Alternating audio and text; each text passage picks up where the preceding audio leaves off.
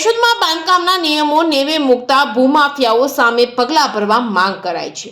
5 માળની મંજૂરી મેળવી 6 માળ ખડકી દેતા નગરપાલિકાને કાર્યવાહી કરવા લેખિત રજૂઆત। સમગ્ર વાત કરવામાં આવે તો કેશોદ નગરપાલિકા વિસ્તારમાં વગર મંજૂરીએ આધેધડ ચાલતા ગેરકાયદેસર બાંધકામની ફરિયાદો છાસવારે ઉઠતી હોય છે, ત્યારે નક્કર કાર્યવાહી કરવાને બદલે એકબીજાને ખો આપી દેવામાં આવે છે। ત્યારે બધા અધિકારીઓ મળે તો વડી કચેરીના ગળામાં ગાળીઓ નાખવાની કાર્યપદ્ધતિથી ભૂમાફિયાઓને મોકળું મેદાન મળી ગયું છે। કેશોદમાં નારાયણનગર વિસ્તારમાં બાંધવામાં આવી રહેલા એપાર્ટમેન્ટમાં 5 માળની બાંધકામની પરવાનગી આપવામાં આવી છે, ત્યારે 6 માળ ખડકી દેવામાં આવતા કેશોદ હિતરક્ષક સમિતિના કન્વીનર રાજુભાઈ પંડ્યા લેખિતમાં નગરપાલિકાને રજૂઆત કરી છે। વધારાનું ગેરકાયદેસર બાંધકામ દૂર કરવાની માંગ કરી છે। કેશોદ વિસ્તારમાં મિલકત ખરીદવા ઈચ્છતા અજાણ્યા કે અભણ વ્યક્તિ છેતરાઈને પોતાની મરણ મૂડી ખોઈ બેસે નહીં એ હેતુથી સ્થળ તપાસ કરી કાયદેસરની કાર્યવાહી કરવામાં આવે તેવી માંગ કરવામાં આવી છે। કેશોદ નગરપાલિકાના ઓફિસર સુપ્રિન્ટેન્ડન્ટ પ્રવીણભાઈ વિઠલાણી એ ફરિયાદને ધ્યાને લઈ તપાસ કરી નગરપાલિકા અધિનિયમ હેઠળ કાર્યવાહી કરવાની ખાતરી આપી છે।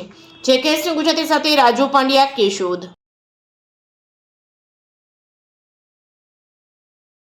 પ્રવીણ વિઠલાણી, ઓફિસ સુપ્રિન્ટેન્ડન્ટ નગરપાલિકા કેશોદ।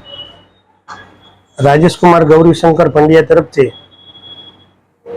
केशोद नगरपालिका विस्तार अंदर गैरकायदेसर बांधकाम दूर करवा बाबतनी अरजी मळेली छे।